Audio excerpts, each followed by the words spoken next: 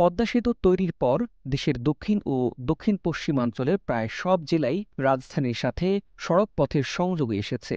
ব্যতিক্রম শুধু ভোলা।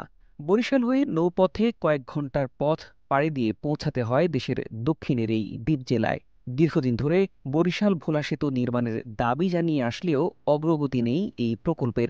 যুগ যুগ ধরে ফেরিতে পারাপারের ঝুঁকি নিয়ে চলতে হয়, কিন্তু এখন সময়ের অপচয় আর নানান ঝক্কি ঝামেলা থেকে মুক্তি চান ভোলাবাসী। প্রিয় দর্শক, দেশের দীর্ঘতম এই সেতুর কাজ শুরু হচ্ছে কবে?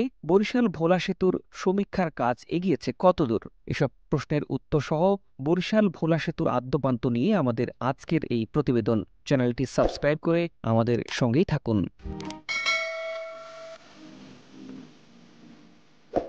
বরিশাল বিভাগের পূর্ব অংশ ভোলা জেলা। তেঁতুলিয়া নদী একে মূল ভূখণ্ড থেকে আলাদা করেছে। প্রায় ৩,৪০০ বর্গ কিলোমিটার আয়তন এবং প্রায় ২০,৩৭,০০০ জনসংখ্যার জেলা ভোলার সঙ্গে বরিশালের সরাসরি স্থল যোগাযোগের ব্যবস্থা নেই। ভোলা যাওয়ার একমাত্র উপায় নদীপথ। নদীপথে বরিশাল থেকে ভোলার ভেদুরিয়া যেতে লঞ্চে প্রায় ২ ঘন্টা এবং স্পিড বোটে প্রায় ৪০ মিনিটের মতো সময় লাগে। বেতুরিয়া থেকে ভোলা সদর উপজেলায় যেতে সময় লাগে প্রায় ৩০ মিনিট।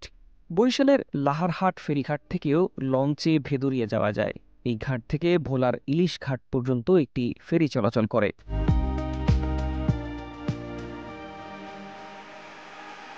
এখানে একটি সেতুর অভাবে ক্ষোভ আর হতাশা জন্ম দিচ্ছে ভোলাবাসীর মনে। সেতুটি নির্মাণ করতে চায় জাপানি প্রতিষ্ঠান মিয়াগাওয়া কেনসেটসু কোম্পানি লিমিটেড। দ্বীপ জেলা ভোলাকে বরিশালের সঙ্গে যুক্ত করতে তেঁতুলিয়া নদীর উপর দিয়ে দেশের দীর্ঘতম সেতু নির্মাণের পরিকল্পনা করেছিল সাবেক আওয়ামী লীগ সরকার। তেঁতুলিয়া ও কালাবাদর নদীর উপর মূল সেতুর দৈর্ঘ্য ১০.৮৭ কিলোমিটার। একই সঙ্গে ৬.৫৭ কিলোমিটার সংযোগ সড়ক নির্মাণের উদ্যোগ নিয়েছিল সরকার। ২০১৯ সালে শুরু হয়ে ২০২৪ সালে যে প্রকল্প শেষ হওয়ার কথা, আমলাতান্ত্রিক জটিলতায় এখনও প্রকল্পটি আলোর মুখ দেখতে পায়নি।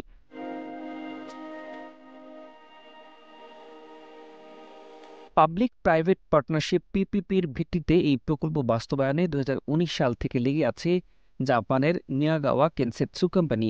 সম্পূর্ণ নিজস্ব অর্থায়নে ১৭,০০০ কোটি টাকা খরচে সেতুটি নির্মাণ করতে প্রস্তুত জাপানি প্রতিষ্ঠান।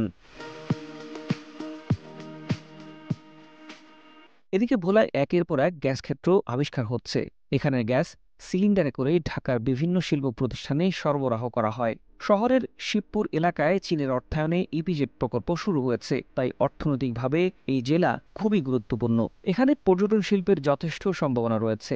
যমুনা সেতুর কারণে উত্তরবঙ্গের মঙ্গা চলে গেছে, পদ্মা সেতুর কারণে দক্ষিণাঞ্চলের অর্থনৈতিক উন্নয়ন হচ্ছে।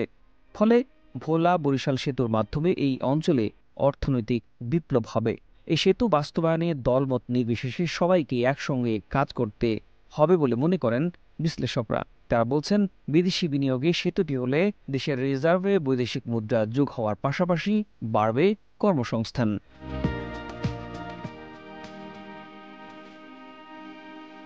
দেশ সমাচার, ঢাকা।